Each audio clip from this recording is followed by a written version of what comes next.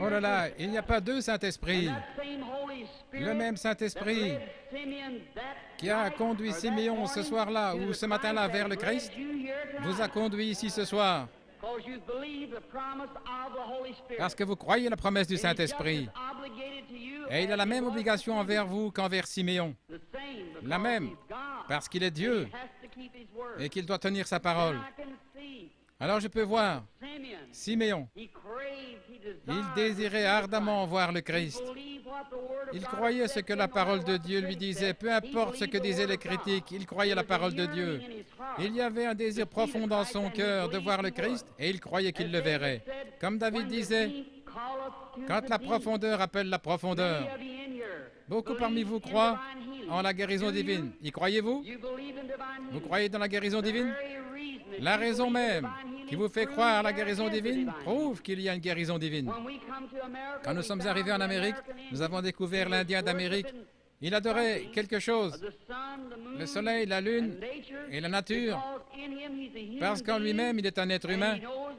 Et il sait qu'il y a un créateur, donc il y a quelque chose dans son cœur qui fait appel à l'adoration. C'est ainsi avec chaque mortel. Vous pouvez adorer votre auto, votre travail, votre maison ou autre chose. Vous allez adorer quelque chose. Ainsi, s'il y a une idole, enlevez-la et laissez Jésus-Christ avoir la première place. Laissez-le être le premier. Alors, à la fin, la profondeur, comme David disait, quand la profondeur appelle la profondeur, au bruit de tes cataractes. Maintenant, la profondeur appelant la profondeur, par exemple, s'il y a une profondeur qui appelle, il doit y avoir une profondeur pour répondre à cet appel. Peut-être vais-je me rendre clair, comme ceci. Je suis un grand amoureux de la nature, et en allant dans les bois, j'observe le coucher du soleil, j'entends les animaux, les cris du monde sauvage. Ma mère est à demi indienne. Ainsi, il y a quelque chose à ce sujet dans mon sang qui fait que j'aime la nature. Et quand j'entends la profondeur de la nature, cet appel, il y a quelque chose qui embrase mon âme, je ne peux pas l'empêcher. Dernièrement, j'étais dans le Colorado et je me tenais sur une montagne et j'observais une mère aigle, comment elle transportait ses petits hors du nid sur ses ailes et les posait sur un grand pâturage. Et ensuite, elle est retournée là au sommet, le rocher le plus élevé qu'elle pouvait atteindre, et elle s'est posée là. Et elle a commencé à observer. Eh bien, je regardais avec mes jumelles, mon cheval était attaché à un arbre et j'observais. Et j'ai dit, Seigneur, j'aime ça. Et il me semblait, si jamais vous avez été près d'un nid d'aigle, ils le font avec des bouts de bois pointus et autre chose, ces aigles qui doivent marcher sur ses branches et ses épines. Ils ne connaissent rien d'autre. Mais un jour, leur mère a étendu ses ailes, ils ont grimpé dessus et elle s'est envolée. Et je regardais ces petits qui étaient en train d'avoir un réveil de Pentecôte. Ils couraient ici et là sur cette herbe douce, picotant ici, gazouillant, sautant l'un par-dessus l'autre, aussi libre qu'il était possible. Je pensais, c'est exact. C'est comme un homme dans le vieux nid du monde qui ne connaît rien d'autre que ce que le diable peut lui donner. Mais un jour, Dieu le prend et l'assied à l'ombre d'un vert pâturage. Oh, comme il est heureux, il est libre. Il n'y a plus ni mal ni rien. Je pensais, mais pourquoi ces petits gars ne sont pas effrayés? Je me demande s'ils savent qu'il y a des coyotes là qui pourraient les attraper. Mais de temps à autre, ils regardaient vers le haut. Et ils voyaient là leur vieille maman qui les surveillait. Je pensais, que Dieu soit loué. C'est exact. Il m'a sorti du nid du monde.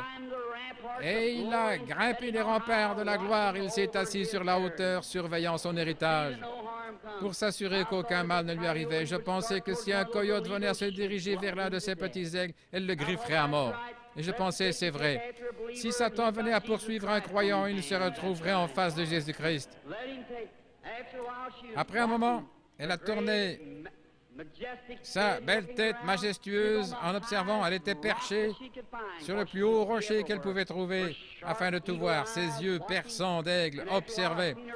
Et au bout d'un moment, je l'ai vu lever la tête, et à travers mes jumelles, je l'ai vu lever la tête et regarder autour d'elle. Elle humait l'air, je pensais, qu'est-ce que c'est? Venant du nord, un orage s'approchait. Le tonnerre grondait.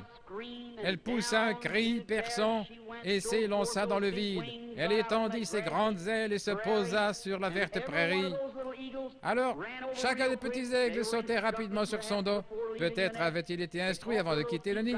Ils plantèrent leurs petites pattes dans ses plumes et enfouirent leur bec accroché autour d'une plume. Et elle s'envola avec cette bande de petits aigles sur les ailes, et elle vola droit dans ce vent qui soufflait à 80 km/h pour aller se poser dans la fente du rocher. Je pleurais comme un bébé. Je pensais, un jour glorieux, lorsque ce réveil sera terminé, il viendra de la gloire, il étendra ses grandes ailes puissantes, et les petits aigles s'accrocheront avec leur bec dans ses plumes, et ils s'envoleront dans la gloire avec lui. La profondeur, qui appelle la profondeur. Si la profondeur appelle, il y a une profondeur pour répondre. Autrement dit, avant qu'il y ait un arbre sur la terre, il devait d'abord y avoir une terre pour qu'il puisse pousser. Dieu n'a pas créé la terre pour l'arbre pour la terre, mais la terre pour l'arbre. Il a créé la terre et puis il a commandé de produire l'arbre. Et la terre a appelé jusqu'à ce que l'arbre pousse. Avant qu'il y ait une nageoire sur le dos d'un poisson, il n'y avait pas d'eau pour qu'il puisse y nager. La raison pour laquelle il a une nageoire, c'est parce qu'il y a de l'eau pour qu'il puisse y nager. Tout ce que nous avons est pour un but, pour une raison. Ici, il n'y a pas longtemps, je lisais qu'un petit garçon mangeait la gomme des crayons. Il mangeait tout le caoutchouc qu'il pouvait trouver. Il a même mangé la pédale d'une bicyclette. On ignorait ce qui n'allait pas avec ce petit enfant. Alors on l'a emmené à l'hôpital pour un examen médical, à la clinique. Et après l'avoir examiné, on a découvert que son petit corps avait besoin de soufre. Et il y a du soufre dans le caoutchouc. Et il mangeait le caoutchouc pour avoir du soufre. Alors voilà, saisissez. S'il y avait quelque chose en lui qui réclamait du soufre, il devait y avoir du soufre quelque part pour répondre avant qu'il puisse le réclamer. Voyez-vous ce que je veux dire? Et quand la profondeur appelle la profondeur, avant qu'il puisse y avoir un appel de la profondeur, il doit y avoir une profondeur pour répondre. Alors aussi sûr, peut-être vous étiez des pécheurs il y a quelques années, peut-être que vous étiez dans une église formaliste qui ne croyait pas au baptême du Saint-Esprit, mais vous avez entendu le message. Il y avait quelque chose en vous qui réclamait plus de Dieu. Vous avez peut-être vécu dans un état justifié devant Dieu, mais vous vouliez le baptême de l'Esprit et vous en aviez faim. La raison même pour laquelle il y a un Saint-Esprit, c'est parce que vous avez faim. Vous ne l'auriez jamais désiré s'il n'y avait pas en vous quelque chose qui le réclamait. Voyez-vous ce que je veux dire? Alors la raison pour laquelle vous êtes ici ce soir, c'est parce que vous croyez en la guérison divine. Et si ce n'était même pas parlé dans la Bible et que vous croyez en la guérison divine, il doit y avoir une fontaine ouverte quelque part où vous n'en auriez jamais eu le désir. Si vous avez le désir d'être guéri par Dieu, il y a un Dieu pour vous guérir, c'est vrai. Parce que la profondeur appelle la profondeur. C'était comme ça avec Siméon. Il savait qu'un Christ devait venir et il savait que Dieu lui avait promis qu'il le verrait avant de mourir. Remarquez, comme Siméon fut conduit, n'est-ce pas étrange? Au moment où Jésus entra en scène, Siméon fut conduit par le Saint-Esprit directement à Christ, par le Saint-Esprit qui lui avait donné la promesse. Et le Saint-Esprit qui donne la promesse de la guérison divine vous a conduit ici ce soir directement vers la fontaine qui est ouverte ce soir pour quiconque le désire, maintenant même. C'est le même Saint-Esprit qui vous conduit et qui conduit les fils de Dieu qui croient à la promesse de Dieu. Voyez-vous ce que je veux dire? Chacun d'entre vous, fils et filles de Dieu, vous êtes conduits ici parce que vous croyez la promesse de Dieu. Oh, quand j'y pense! Alors, je pense à cette femme qui se tenait dans un coin, cette vieille femme, C'était Anne. Elle était une prophétesse qui attendait la venue du Seigneur. Dieu était dans l'obligation de lui montrer le Christ. Alors le Saint-Esprit s'est déplacé sur Anne et je peux voir cette vieille prophétesse aveugle marchant là dans le bâtiment, aveugle, mais conduite par le Saint-Esprit, se frayant un passage à travers les gens, passant près de cette rangée de femmes, puis s'arrêtant exactement devant la fontaine, car elle était conduite par le Saint-Esprit. Oui, il est ici ce soir. Il est ressuscité des morts. Il vous a donné la promesse. Le Saint-Esprit vous a réunis. Si vous n'étiez pas ici ce soir, si le Saint-Esprit ne vous avait pas conduit ici, vous seriez quelque part dans le monde. Mais vous êtes ici, dans cette salle étouffante, parce que vous vous attendez à voir Jésus-Christ entrer en scène et confirmer sa parole. L'expectative. Si vous venez ici seulement pour trouver quelque chose à critiquer, le diable vous montrera certainement beaucoup de choses à critiquer. Il le fera. Vous recevez ce que vous attendez. Certains disent, eh bien, si je ne reçois pas dans la ligne de prière, si je ne vois pas quelque chose comme ça, alors je croirai. Vous obtiendrez ce que vous attendez. Je m'attends ce soir à voir le Saint-Esprit venir et se manifester lui-même en puissance, déversant sa gloire dans le bâtiment, beaucoup recevant le baptême du Saint-Esprit, les pécheurs pleurant, pensant au calvaire, les malades guéris, toutes sortes de signes et de miracles, parce que Jésus-Christ l'a promis. Et je crois sa promesse. Prions. Père céleste, comme ta parole est la vérité, confirme ta parole avec des signes et des miracles de Jésus ressuscité. Nous savons que lorsqu'il était sur la terre, il ne prétendait pas être une personne importante. Il affirmait simplement que tu lui montrais par des visions ce qu'il devait faire. Il connaissait les pensées des gens et leur situation. Il savait qu'une femme qui avait une perte de sang avait touché son vêtement. Elle était là, debout, et elle avait vu qu'elle ne pouvait pas se cacher parce que Jésus la regardait. Il savait. Il a dit, « Ta foi t'a sauvé. » Père, nous savons qu'il est ici ce soir parce qu'il l'a promis. Et notre confiance est ancrée en lui. Dans sa parole, nous sommes sûrs de l'avoir vu dans la manifestation de sa glorieuse résurrection ici sur la terre, agissant parmi son peuple dans son Église. Et Seigneur, laisse-nous être aujourd'hui ceux qui transmettent la lumière de cet âge. Lorsque le grand drame sera placé à la fin de la route, que chacun d'entre nous viendra devant toi, que le grand écran sera déroulé et que nos vies dans cette génération seront rappelées devant toi. Ô Dieu, laisse-moi entendre ma voix criant contre l'iniquité et demandant aux gens de croire en Jésus ton Fils. Bénis les gens ici ce soir qui doivent supporter cette chaleur. Et je prie que tu leur donnes une bénédiction spéciale, que les puissances apaisantes du Saint-Esprit détachent leurs pensées de cette chose, Seigneur. Et Seigneur, sanctifie maintenant ton serviteur pour cette réunion. Je suis debout ici, réalisant que les yeux regarderont dans cette direction. Et je prie, Père, dans l'humilité, que tu fasses connaître ta grande et glorieuse puissance à chacun. Et si ton indigne serviteur a trouvé grâce à tes yeux ce soir, puisses-tu prendre cette indigne personne, ôte-le-moi et entre, Seigneur Jésus, et parle à ton peuple.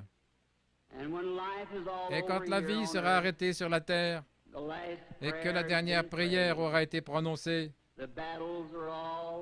les batailles toutes terminées, les fumées dissipées, les armes déposées, les Bibles fermées, nous monterons dans ta maison.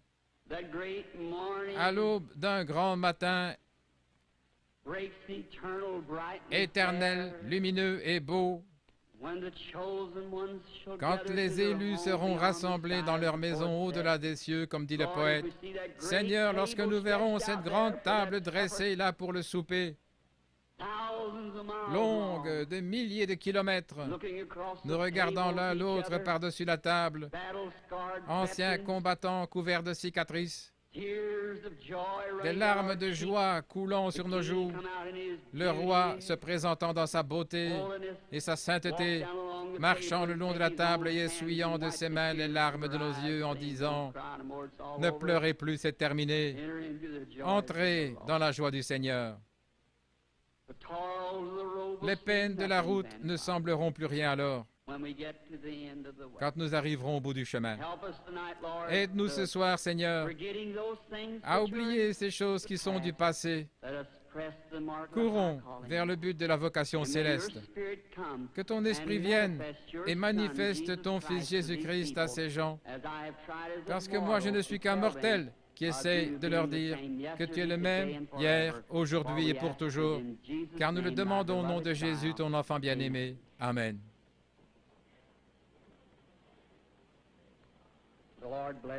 Que Dieu vous bénisse. Et ce soir, juste avant le service de guérison, excusez-moi d'être un bébé, mais il y a quelque chose qui fait battre mon cœur quand je parle de lui. Je me souviens quand au commencement, mes prédicateurs m'ont dit, voyant que j'avais des visions depuis mon enfance, ils ont dit, Billy, ne te laisse pas entraîner par cela, c'est du diable. Étant enseigné par des hommes d'église, j'ai cru en partie que ces visions pouvaient être fausses. Mais quand il est venu vers moi cette nuit-là, il m'a dit qui il était. Oh là là. Et je sais qu'il est ici maintenant. Et je connais sa présence et je sais que je l'aime. Je pensais, comment puis-je être un démon et aimer le Seigneur Jésus comme je l'aime? Comment mon cœur peut-il saigner pour lui? Et il connaît mon cœur. Alors il est venu et m'a parlé différemment. Et je le crois lui, parce que ce qu'il dit correspond à la parole de Dieu et leur parole ne correspond pas à la parole de Dieu. Parce que nous vivons en ces jours-là. Et maintenant, amis chrétiens, je veux dire cela à tous, car lorsque cela me frappe quelquefois, vous pourriez vous demander ce qui se passe. Je ne peux pas l'expliquer. C'est au-delà de toute explication. Mais je deviens si faible que je peux à peine rester debout après avoir rencontré une ou deux personnes. Vous pouvez ne pas le comprendre, mais lisez simplement les Écritures, elles le déclarent. Je crois que le prophète Daniel avait une vision et il dit que son esprit fut troublé pendant plusieurs jours, n'est-ce pas vrai? Et Jésus, lorsqu'une femme, ayant eu assez de foi pour le pousser à se retourner pour voir qui elle était, il a dit, « Je sens qu'une vertu, qu'une force est sortie de moi. » Et les gens qui sont là, ce n'est pas moi, chrétien, non. Je ne suis qu'un homme, le premier des pécheurs. Mais quelqu'un né hors de la saison pour vous, gens du plein évangile. C'est exact. Par grâce, par la grâce de Dieu, il me permet de vous appeler mes frères et sœurs. Et je vous aime.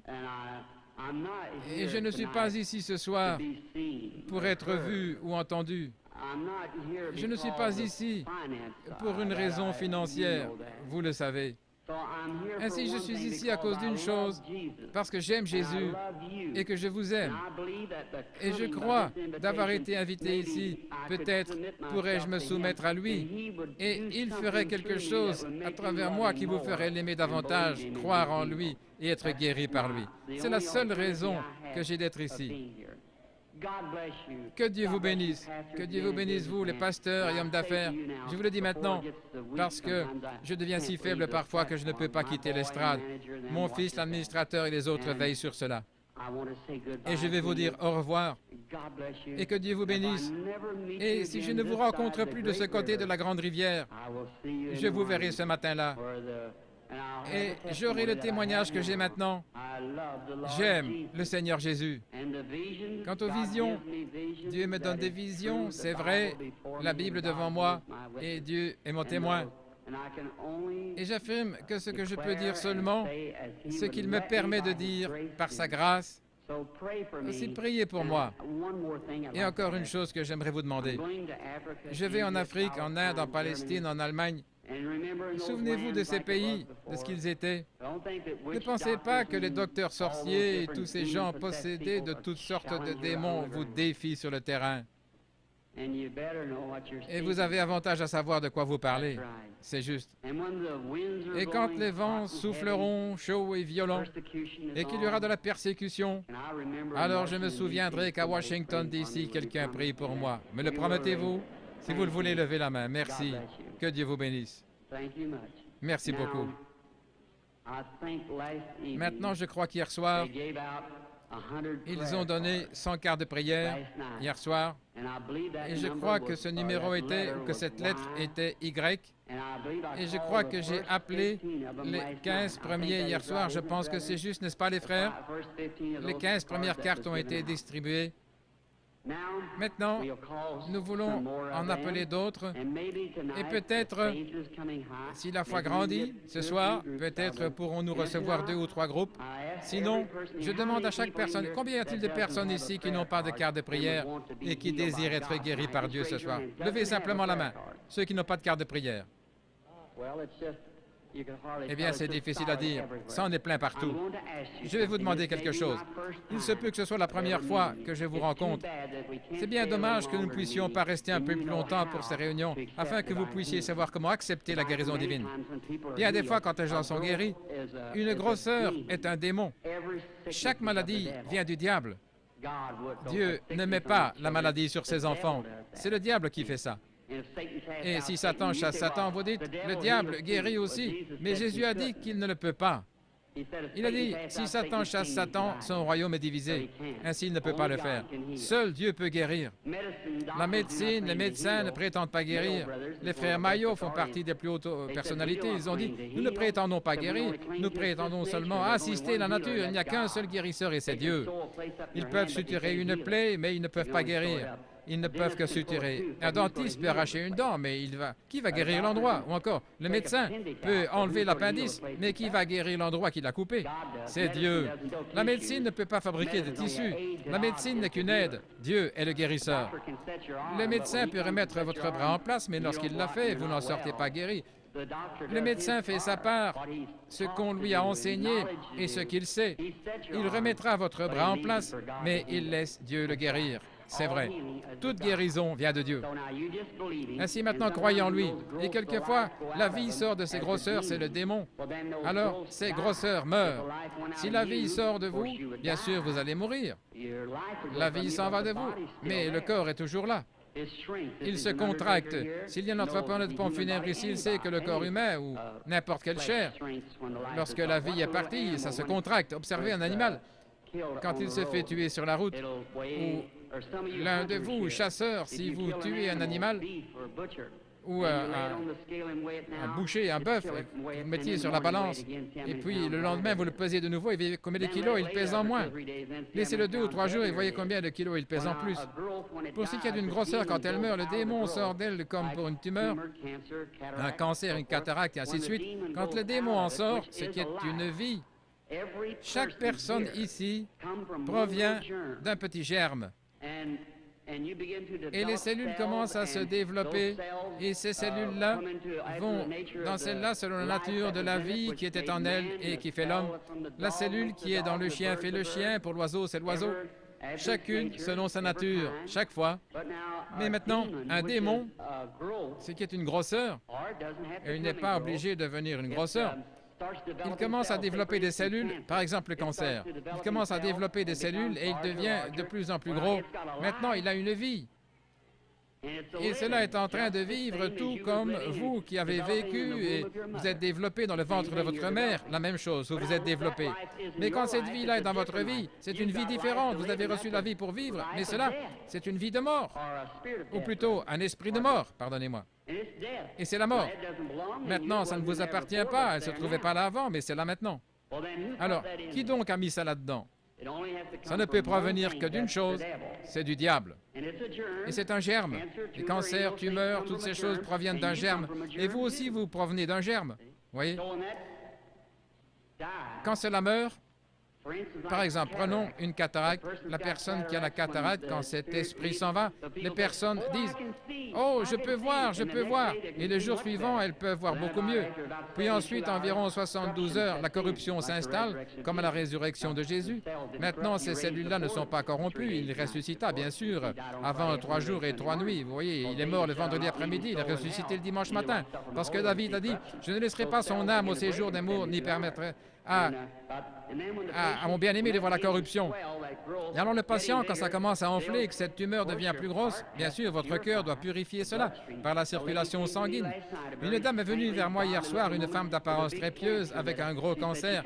Elle a dit qu'elle était venue dans la ligne et que ses cheveux recouvraient tout. Et j'étais debout et je l'ai regardée et j'ai dit, sous l'esprit, qu'elle avait un cancer dans la tête. Et je lui ai dit qu'il allait partir. Et il est parti. Et elle l'a pris ici ce soir, je crois, dans un bocal d'alcool. Nous avons des milliers de cas semblables. Est-ce que cette dame est ici dans la salle? Voudriez-vous vous lever si cette dame se trouve quelque part là, avec ce cancer dans de l'alcool? Agitez votre main ou quelque chose pour qu'on vous voit. Oui, voilà la dame là, avec ce cancer. Je l'ai vu se tenir sur l'estrade. C'est juste devenu blanc et c'est tombé juste là sur l'estrade. Oui, eh bien ça c'est un miracle. Habituellement, lorsque la grosseur est morte, la vie sort d'elle, mais la grosseur ne peut pas se détacher, elle est à l'intérieur. Et dans ce cas, bien sûr, elle va rester là pendant quelques jours et commencer à enfler, comme ici sur la chair, les cellules commencent à se développer. Puis vous devenez vraiment malade avec de la fièvre, bien sûr, c'est une infection. Et le cœur pompe le sang et purifie le corps. Et il y a un gros morceau de chair qui est détaché de votre corps. Le patient devient très malade. Alors ils disent, oh, je me suis senti si bien sur l'estrade, et c'est là pendant un jour ou deux, mais je crois que j'ai perdu ma guérison. Eh bien, frères, sœurs, c'est le meilleur signe du monde que vous avez votre guérison. Et alors vous commencez à devenir incrédule, et aussi sûr que votre foi lui a ôté la vie, votre incrédulité la ramènera de nouveau. Vous voyez? Oui, elle la ressuscitera. Souvenez-vous que Jésus a dit, lorsque le mauvais esprit a quitté un homme, il marche dans les endroits déserts, et ensuite il revient avec 7 autres esprits. Est-ce vrai? Alors, laissez l'homme bon de la maison, la foi, se tenir là, sans tenir compte de ce que vous éprouvez. Ce n'est pas ce que vous sentez, mais ce que vous croyez. Jésus a dit, il n'a jamais dit est-ce que tu as senti, mais plutôt, est-ce que tu as cru? Que Dieu vous bénisse. Je crois qu'il y a eu 100 cartes de prière qui ont été distribuées hier soir. Nous n'avons pas eu tous. Prenons les 15 dernières ce soir pour essayer. Qui a la carte 85? Qui a la carte 85? Voulez-vous lever la main si quelqu'un ici ou quelqu'un en arrière qui a la carte 85? Très bien. 86. Qui a la carte 86? 87? Puis-je voir quelqu'un avec la carte de prière 87, s'il vous plaît? Voulez-vous vous lever? 87. Voyez, si quelqu'un ne peut pas se lever, peut-être sont-ils sur un brancard ou ils sont sourds et ils pensent « personne ne m'aide ». J'en reçois le retour de flamme dans mon bureau. Ils disent « j'étais là et vous avez seulement dit de là et de là et de là et personne ne m'a aidé ». Peut-être était-il sourd. Regardez, nous avons 85, 86, 87. Regardez sur la carte de votre voisin, il est peut-être sourd, il ne peut pas entendre. 87? Merci, sœur. 88, qui a le 88? La carte 88, est-elle dans la salle? 89? La carte de prière 89? Pouvez-vous vous lever? 89? Y a-t-il quelqu'un pour le 89? 90? 90? Crois seulement. Maintenant, chacun d'entre vous ici, si vous voulez seulement faire ce qu'il vous dit de faire, peu importe ce qu'il vous dit de faire, faites-le. Faites seulement ce qu'il vous dit. Bien, je suis votre frère et je ne suis qu'un homme. Maintenant, s'il veut venir et prendre cette pauvre carcasse et la bénir assez pour laisser son Saint-Esprit agir au travers d'elle, alors vous verrez Jésus-Christ se déplacer dans cet auditoire. Peu importe de quelle façon il veut se confirmer ici, si vous ne croyez pas en moi, il ne peut rien faire pour vous, n'est-ce pas vrai? Peu importe s'il était là debout à mon côté, assez visible pour que vous puissiez le voir, mais si vous ne me croyez pas, je ne pourrai rien faire pour vous. Mais mes paroles seront exactement ce qu'il a dit dans les Écritures. Et je prierai de tout mon cœur que Dieu vous aide. Parce qu'il y a probablement ici des mères et des pères, entre autres, qui sont malades, affligés, nécessiteux. Et je demanderai à Dieu de vous aider au mieux de ma connaissance. Très bien. Alignez-vous ici à droite. Maintenant, courbons tous la tête un instant. Père bienveillant, nous te prions au nom de ton Fils Jésus. Puisse le Saint-Esprit venir maintenant et manifester les œuvres de Jésus-Christ. Bénis ces gens partout et fais qu'ils soient tous en bonne santé. Guéris-les, donne-leur la santé et le bonheur. Et maintenant, Père, pour faire cela, tu connais la fragilité de ton serviteur. Et je ne sais que dire ou que faire. Et maintenant, j'ai fait tout ceci à ton commandement. Et je crois que tu seras ici ce soir pour bénir et aider ces gens. Et Père, si tu voulais seulement laisser le Saint-Esprit venir vers ton serviteur et nous révéler ces choses, ce que nous devrions faire et comment nous devrions les faire, alors nous serons tous heureux et pleins de joie. Et cet auditoire croira en toi d'un seul cœur et d'un même accord. Et Père, je te demande ceci en tant que ton serviteur. Ne laisse pas une seule personne faible quitter cette salle ce soir. Que chacun reparte bien et en bonne santé et réjoui. Fais-le, veux-tu, Père? Je t'en prie avec la grâce dans mon cœur et la foi dans le nom de Jésus-Christ. Amen. Maintenant, bien souvent, y a-t-il quelqu'un à ses projecteurs qui puisse les déplacer? Quelquefois, le Saint-Esprit vient. Beaucoup d'entre vous ont vu la photo. Si jamais je reviens, je vous en apporterai quelques-unes. Comme Frère Moore le disait ce soir, il a été pris plusieurs fois.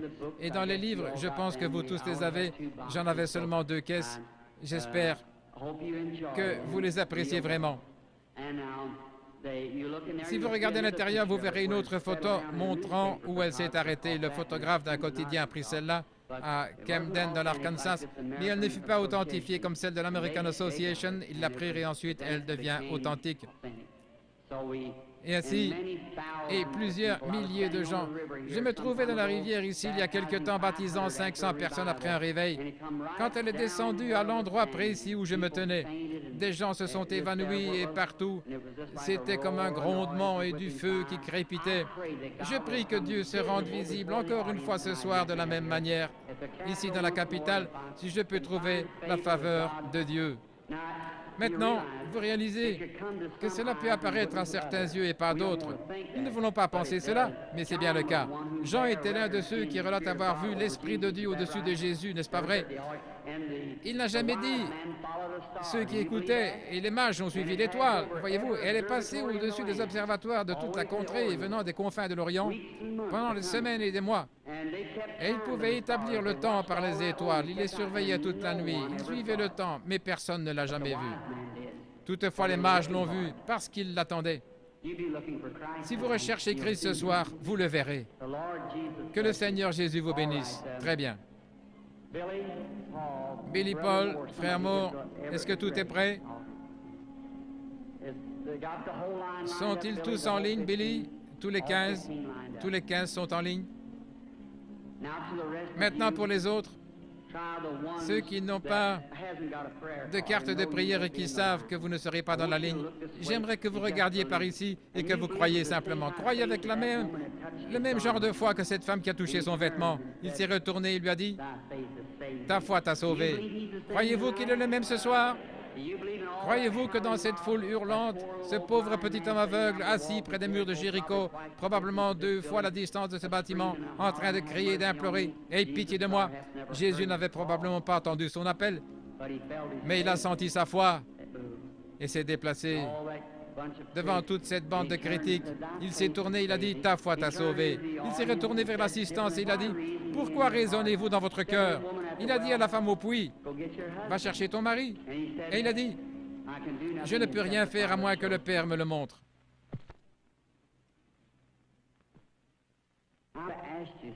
Je vais vous demander une chose. Si ce que j'ai dit est la vérité, Si c'est la vérité, alors Dieu est obligé envers sa parole. Pas envers moi, mais sa parole, n'est-ce pas vrai? Il est obligé envers sa parole. Et alors il le fera arriver exactement de la manière qu'il a dit vouloir le faire. Et s'il le fait, voudriez-vous tous recevoir Jésus-Christ si vous ne l'avez pas encore fait? Et vous qui êtes ici, qui pouvez voir sa miséricorde envers les autres pour guérir, il aura pitié de vous si vous voulez seulement avoir la foi et croire. Priez seulement et dites, Seigneur, je suis un croyant, je désire que tu me guérisses ce soir. Et Dieu le fera. Nous venons de quitter l'Afrique récemment, où je dois retourner dans quelques semaines, en Afrique, en Inde, en Palestine, en Allemagne, pour le ministère. Et à Durban, en Afrique du Sud, après que 3 ou 4 personnes soient passées par la ligne de prière et qu'ils ont vu la puissance du Saint-Esprit toucher les gens, voyant ce que Dieu faisait, 30 000 ont accepté Jésus comme sauveur personnel après un seul appel à l'autel. 30 000 d'une fois.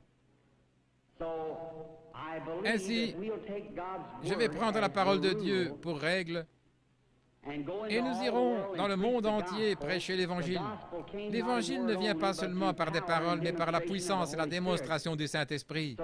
Ainsi, l'Évangile, c'est démontrer la puissance du Saint-Esprit. Dans des pays où je suis allé, ils disent, nous ne voulons pas de missionnaires. Nous en savons plus que vous à ce sujet. Mais la chose que nous voulons voir, c'est quelqu'un qui a assez de foi pour rendre manifeste la parole de Dieu. C'est ce qu'ils veulent voir. Et c'est comme cela qu'ils se convertissent. C'est comme cela qu'ils trouvent Christ. C'est parce qu'ils croient de cette manière-là. Et je fais confiance à Dieu de tout mon cœur qu'il y en aura beaucoup, beaucoup ici ce soir qui trouveront Christ le même pour leur cœur. Que le Seigneur Jésus de Nazareth bénisse chacun de vous, c'est ma prière. OK? Ce n'est jamais l'homme qui cherche Dieu, mais c'est Dieu qui cherche l'homme. Jamais aucun homme n'a cherché Dieu dans le monde entier. C'est Dieu qui cherche l'homme. Quand au début l'homme a chuté dans le jardin d'Éden, cela a montré les tendances de l'homme. L'homme s'est caché, c'est Dieu qui a cherché l'homme. Jésus a dit, aucun homme ne peut venir à moins que mon Père ne l'attire. Il doit être attiré par le Père premièrement. Et j'aimerais vous expliquer quelque chose.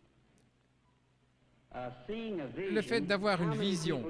Combien de personnes ici ont-elles jamais eu un songe? Je pense que les 2/3, vous avez eu des... Il est vrai que beaucoup de gens ne rêvent pas. C'est votre subconscient. Ici se trouve votre première conscience et là se trouve votre subconscient. C'est sur votre subconscient que j'essaie d'agir par le Saint-Esprit. Quant à cette première conscience, je pourrais demander à cet homme, à n'importe qui ici, « Croyez-vous cela? » « Oh oui, monsieur, vous le croyez ici? Mais qu'en est-il de cet homme là-bas? » C'est lui qui fait marcher le bateau, ce n'est pas l'homme au poste de pilotage, c'est l'homme là, à la salle des machines. Quelquefois, quand vous vous endormez, vous pénétrez dans ce subconscient et vous rêvez. Et vous rêvez de choses que vous avez faites quand vous étiez ici. Puis, quand vous vous réveillez, vous vous souvenez des choses que vous avez rêvées. Vous qui rêvez, les rêves que vous avez faits il y a plusieurs années, vous vous en souvenez encore. Eh bien, il y avait une partie de vous, quelque part, n'est-ce pas? Sans cela, vous ne vous en souviendriez pas. Quelque chose que vous avez rêvé il y a plusieurs années. Quand l'homme dort profondément, son subconscient est bien loin, il ne pourrait jamais l'atteindre. Mais pour un voyant, son subconscient n'est pas loin. Il n'est pas ici non plus. Il est juste ici. Il ne s'endort pas. Il a les yeux ouverts et il voit simplement. Dieu donne à cet homme un lieu où il peut dormir profondément et ne pas rêver. Dieu a donné à l'homme la manière de rêver. Si je disais, fais un rêve, vous ne pourriez pas le faire. Alors, Dieu place dans l'Église certains, des apôtres, des prophètes, des dons de guérison, n'est-ce pas vrai? Ils sont tous pour le perfectionnement de l'Église. Paul a dit, s'il entre et que tous vous parliez en langue et qu'un incrédule entre, ne dira-t-il pas que vous êtes tous fous? Mais si quelqu'un prophétise et révèle les secrets du cœur, ne tomberont-ils pas sur leur face disant, vraiment Dieu est avec vous? N'est-ce pas vrai? Est-ce que c'est l'Évangile? Eh bien, n'était-ce pas Jésus-Christ hier? Ne l'est-il pas aujourd'hui? Vous pouvez croire en lui en parlant en langue. Vous pouvez croire en lui par le Saint-Esprit. Mais moi, je crois en lui dans la pleine mesure qu'il est le même Seigneur Jésus. Il n'est pas mort. Il est ressuscité des morts. Et il est ici ce soir. Ici, sur l'estrade, maintenant. Et puisse-t-il nous venir en aide et nous bénir. Je n'ai jamais été ici auparavant, que je sache, et il n'y a pas une âme vivante que je vois devant moi, que je connaisse. Très peu ici sur l'estrade. Frère Bosé, je me souviens de lui. J'ai vu le monsieur là près de lui, je ne me souviens pas de son nom. Il y a là frère Lindsay. Je connais peut-être 2 ou 3 prédicateurs ici dans cette salle. Mais Dieu vous connaît tous, n'est-ce pas vrai? Il vous connaît tous. Maintenant, voici cette dame debout ici. Dieu dans le ciel, Dieu sait que je ne l'ai jamais vue de ma vie. Sommes-nous étrangers l'un à l'autre, madame? Nous sommes parfaitement inconnus. Mais Dieu la connaît. Si Jésus est le même hier, aujourd'hui, éternellement, changeons le tableau maintenant et voyons ce qu'il était hier lorsqu'il cherchait à découvrir quelque chose concernant une femme. Il a dit, apporte-moi à boire. Elle a dit, eh bien, ce n'est pas l'habitude que ça se passe entre les Juifs et le reste des Samaritains. Mais Jésus lui parla quelques instants. Il trouvait exactement quel était son problème, n'est-ce pas vrai? Si Jésus est ressuscité des morts et qu'il habite en nous ce soir, encore un peu de temps, et le monde ne me verra plus, cependant, vous me verrez, parce que c'est un pronom personnel, je serai avec vous et même en vous, jusqu'à la fin du monde. C'est la vérité de l'Évangile. Vous ne pouvez pas l'avoir lu ou pensé ainsi, mais c'est ainsi que c'est écrit dans la Bible.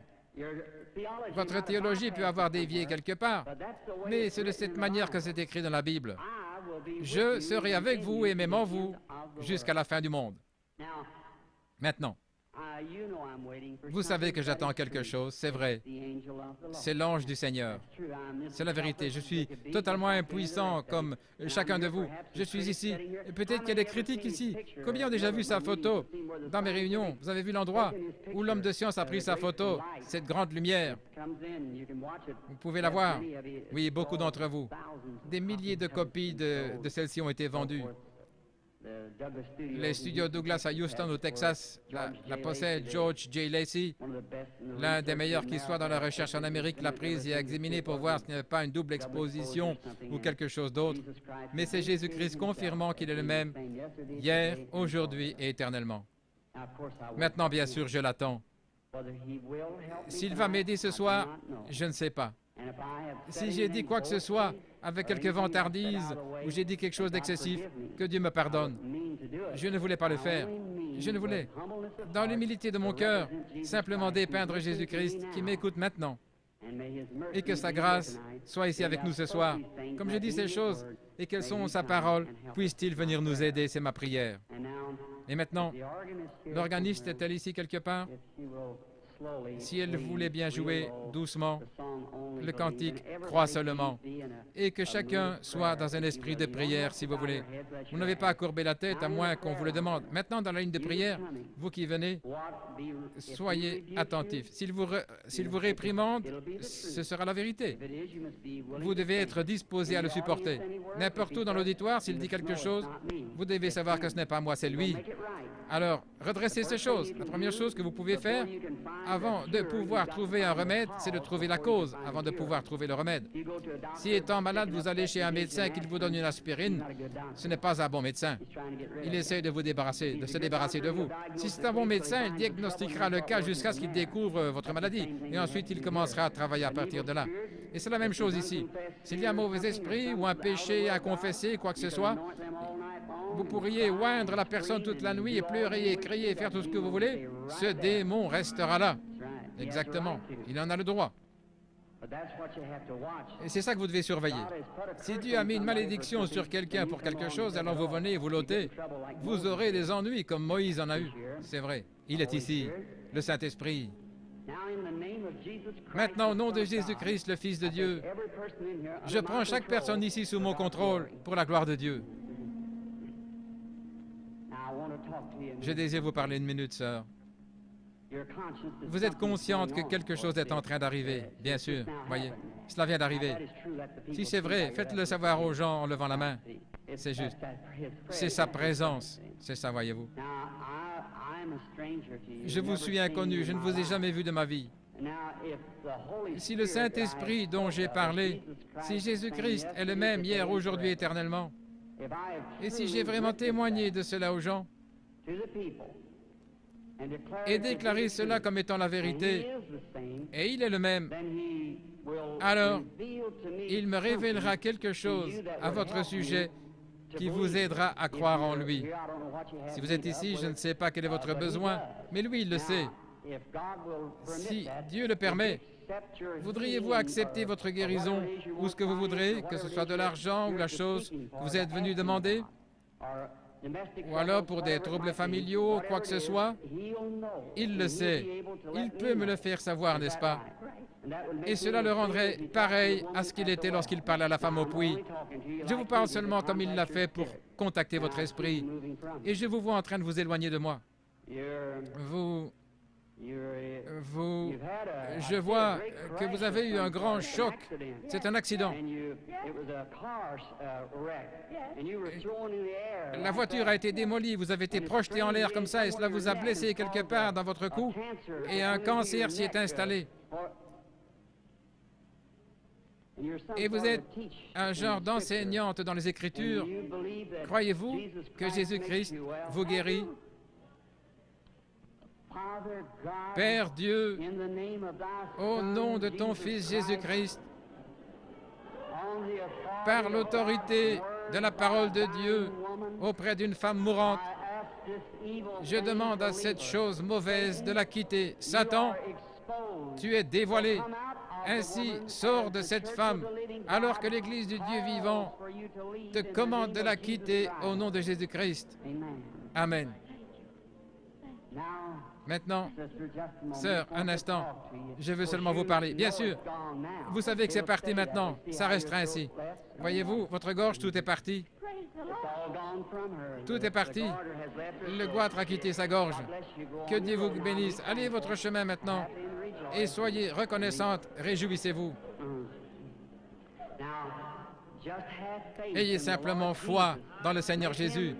Faites qu'il soit le centre de votre pensée maintenant même, le Seigneur Jésus. Comme vous pensez à ces choses, pendant qu'ils pensaient à ces choses, ils étaient d'un même accord. Rappelez-vous que Jésus est le même hier, aujourd'hui et éternellement. Il est le même aujourd'hui. Ayez foi. Regardez par ici l'auditoire et croyez de tout votre cœur et donnez-moi toute votre attention. Soyez en prière. Gardez la foi en Dieu.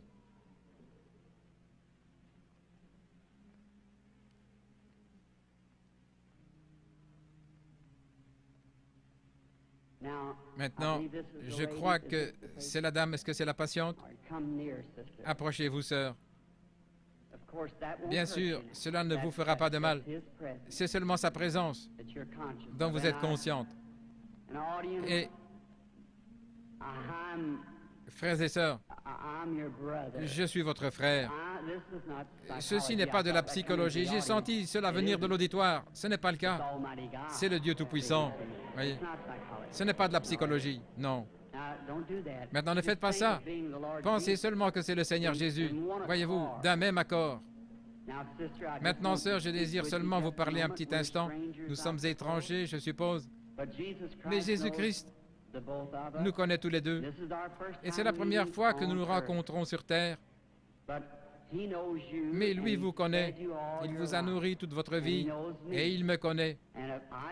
Et si moi, votre frère,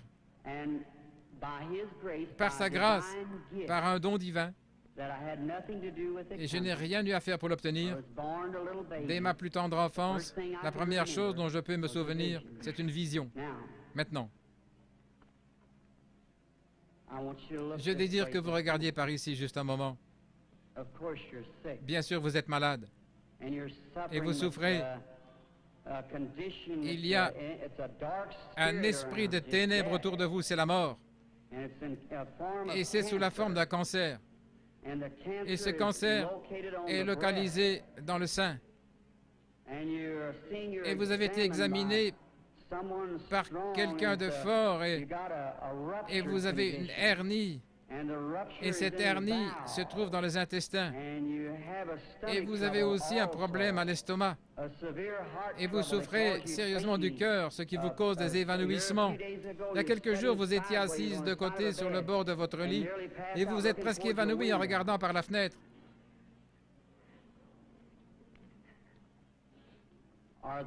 Ces choses sont-elles la vérité? Entièrement vraies. Eh bien, quoi que ce soit, cela vous a quitté. Qui connaissait votre vie? Était-ce Jésus-Christ? L'acceptez-vous ainsi? Merci. Vous êtes bien disposé. Vous savez que quelque chose de surnaturel est ici. Et si seulement vous croyez que c'est le Seigneur Jésus, comme je vous l'ai prêché, selon la parole, et vous croyez que c'est le Seigneur Jésus, je sais qu'il y a encore un esprit de ténèbres au-dessus de vous maintenant. C'est quelque chose de très sérieux. Je vois votre nom est Eva et votre nom de famille est York et vous habitez dans cette ville et le numéro de votre maison est le 613 de la 6e rue. Allez chez vous pour être guéri. Que Dieu vous bénisse. Allez, réjouissez-vous et soyez heureuses. Ayez seulement foi.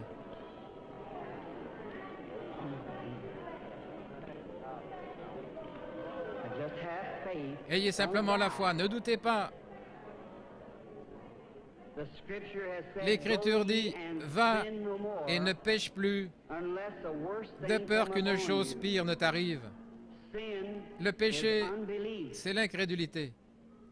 Le péché, ce n'est pas boire, fumer ou jouer à des jeux d'argent, ce sont les attributs du péché. Vous faites cela parce que vous ne croyez pas. Jésus a dit, va et ne pêche plus, ne sois plus incrédule, sinon quelque chose de pire va t'arriver. Ayez foi en Dieu. Croyez en lui de tout votre cœur.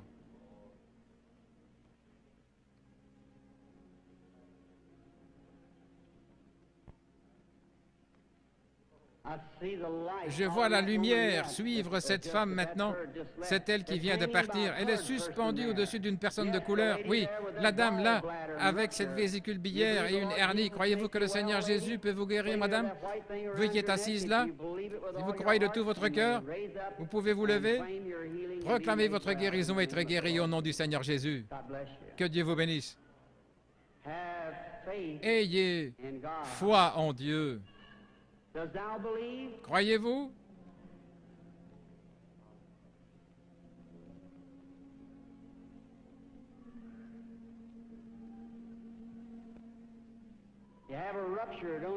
Vous avez une hernie, vous, monsieur, assis là, n'est-ce pas vrai? Vous étiez en train de prier. Seigneur, fais que cet homme me parle juste, si c'est juste lever la main.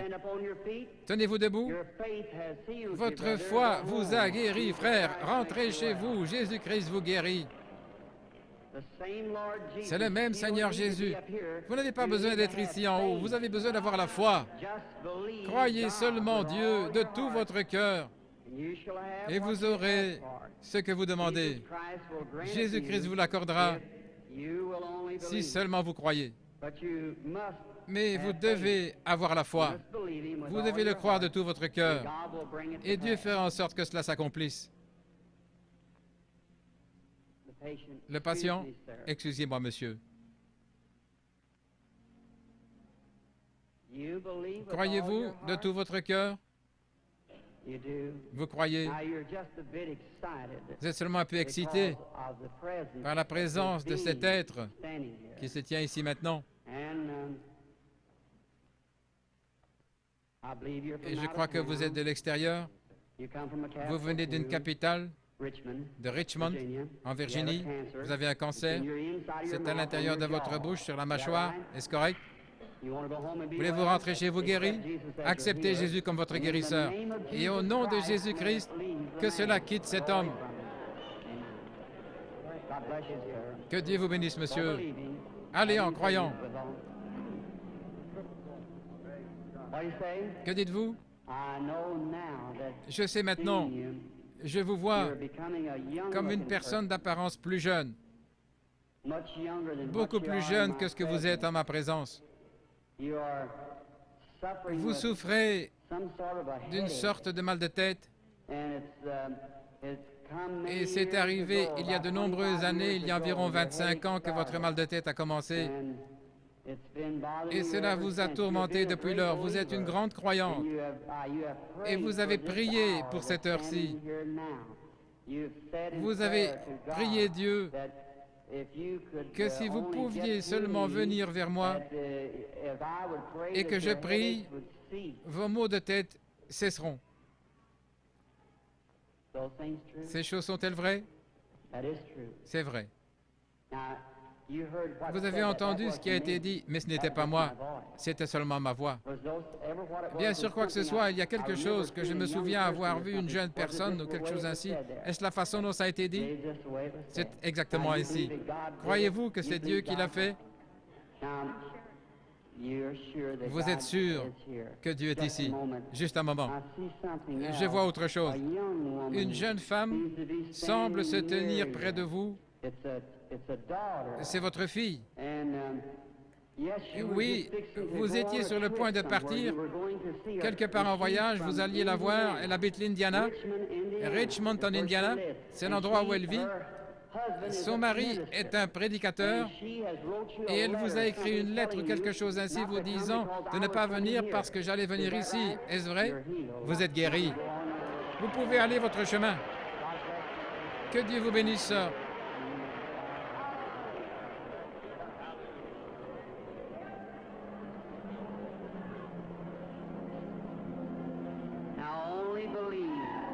Crois seulement, ayez foi en Dieu. Jésus-Christ est le même hier, aujourd'hui, éternellement. Ayez seulement la foi et croyez. Que Dieu vous bénisse, chère personne de couleur qui criait. Il est toujours prêt à vous aider lorsque vous croyez, prêt à aider les gens dans le besoin. Un instant, cette dame. Maintenant, je vois le Saint-Esprit se tenir dans le coin. Il est au-dessus d'une dame de couleur. Elle regarde dans cette direction. Elle prie. Elle a une grosseur. Et cette tumeur est dans sa gorge. Elle a levé la main. Acceptez-vous votre guérison, madame? La dame assise juste derrière vous, elle aussi, elle a une tumeur et c'est dans son épaule. Est-ce vrai, madame? Levez-vous toutes les deux dames là avec cette tumeur, les deux dames de couleur. Jésus-Christ vous guérit toutes les deux. Vous pouvez rentrer chez vous et être guéris. Votre foi vous a guéri. Que Dieu vous bénisse. Ayez foi en Dieu. Ne soyez pas incrédules, mais croyez que toutes choses sont possibles à ceux qui croient. Amen.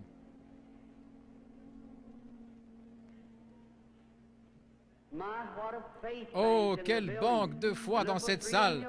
Ça semble vraiment laiteux partout dans le bâtiment. Vous êtes certainement dans l'Esprit du Seigneur maintenant. Tout peut arriver.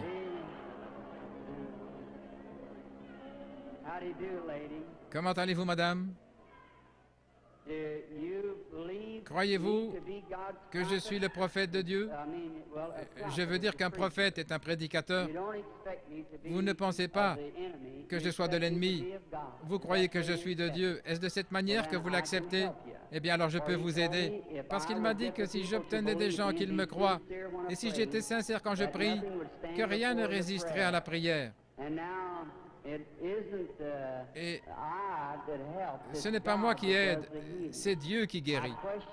Je lui ai demandé, j'ai dit, ils ne me croiront pas. Il a dit, il y aura 2 signes qui te seront donnés, comme pour le prophète Moïse. En ceci, les gens croiront. Et l'un de ces signes était de révéler aux gens les secrets de leur cœur. Vous n'êtes pas ici pour vous-même, bien que vous soyez nerveuse et éreintée, mais cela est dû à la maladie de cet enfant. Cet enfant ici souffre. Cela a été déclaré par les médecins comme étant sans espoir. C'est la leucémie. N'est-ce pas vrai? Vous avez amené l'enfant de l'extérieur de la ville. Vous avez voyagé de l'ouest vers l'est pour venir ici. Vous venez d'un État qui a des montagnes. C'est la Pennsylvanie. Et votre ville, je crois, est Chambersburg. Est-ce vrai? Amenez-moi l'enfant. Petite sœur, si le Seigneur Jésus était ici, il poserait ses mains sur toi. La mort te quitterait et tu vivrais. Crois-tu que je suis son serviteur? Alors, à sa place, je pose mes mains sur cet enfant et la bénis. Et je demande que le démon quitte l'enfant et que la vie entre dans cet enfant et qu'elle vive et soit guérie. Sors de cet enfant, Satan, par l'autorité de la Bible de Dieu, avec un don divin donné par un ange. Je t'adjure de quitter cet enfant. Sors d'elle. Crois-tu que tu vas aller bien? Que Dieu te bénisse. Tourne-toi et fais signe à l'auditoire avec la main. Que Dieu te bénisse, petite fille qui a une grande foi. Sois guérie. Que Dieu te bénisse, ma chérie. Va et sois guérie. Mais croyez-vous son prophète, son serviteur? Croyez-vous que Dieu est proche et que son esprit est présent et que ce qui se fait maintenant est dû au Seigneur Jésus? Ce n'est pas moi, je ne suis qu'un homme. Si Dieu veut me faire connaître ce qui ne va pas avec vous, comme confirmation que je suis son prophète, me tenant ici et révélant la vérité, ainsi qu'il a dit à la femme, va chercher ton mari. Elle a dit, je n'en ai pas. Il a dit, tu en as eu 5. Elle a dit, je vois que tu es un prophète. Je perçois que tu es un prophète. Et ce même esprit qui était sur ce Fils de Dieu, il a promis de l'envoyer de nouveau sous la forme du Saint-Esprit, qui serait avec nous et demeurerait en nous jusqu'à la fin du monde. Le croyez-vous? Alors il peut connaître vos problèmes maintenant. Vous avez un problème de cœur. N'est-ce pas vrai? Que chaque personne souffrant du cœur se lève ici. Vous pouvez être guéri maintenant, peu importe quelle est votre maladie de cœur. Seigneur Dieu, tu connais nos forces et à quel point nous sommes faibles et sans force. Mais Seigneur, nous savons combien tu es fort. Et la maladie de cœur est une maladie contre laquelle nos médecins ne peuvent rien faire. Mais Seigneur, qui créa le cœur? C'est toi. Je réprimande maintenant cette puissance de démon qui tient ces personnes liées par une maladie de cœur. Qu'elles sortent de chacune d'elles au nom de Jésus-Christ. Amen. Que Dieu vous bénisse, sœur. J'aimerais seulement vous dire quelque chose. Vous vous sentez différente maintenant de ce que vous êtes senti pendant longtemps. Ainsi, les gens sauront qu'il y a un esprit de ténèbres. Vous aviez des souffrances pénibles et vous étiez couché et maintenant, cela est parti. Vous êtes complètement guéri. Ayez foi en Dieu. Très bien.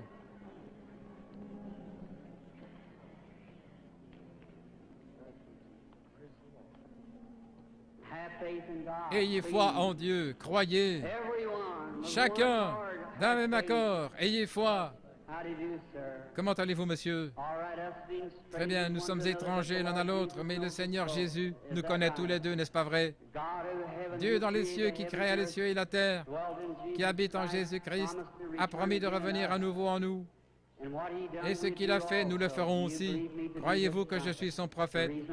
La raison pour laquelle je dis cela, c'est que l'ange du Seigneur m'a dit d'obtenir que les gens me croient. Et s'ils ne te croient pas, alors tu sauras les secrets de leur cœur, et alors ils devront te croire. Mais vous me croyez. Et en plus, la raison pour laquelle vous me croyez, c'est que vous êtes vous-même un prédicateur de l'Évangile et vous êtes ici pour une bonne raison. Vous n'êtes pas malade, vous avez un besoin et vous voulez un réveil à l'ancienne mode dans votre Église.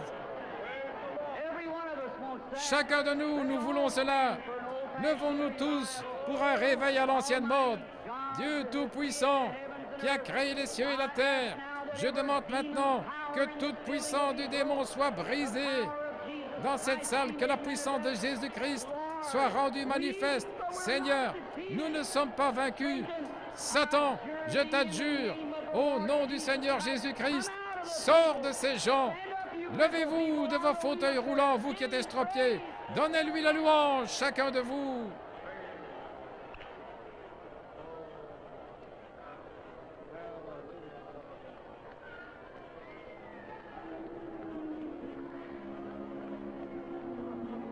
lift your hands and keep praising God.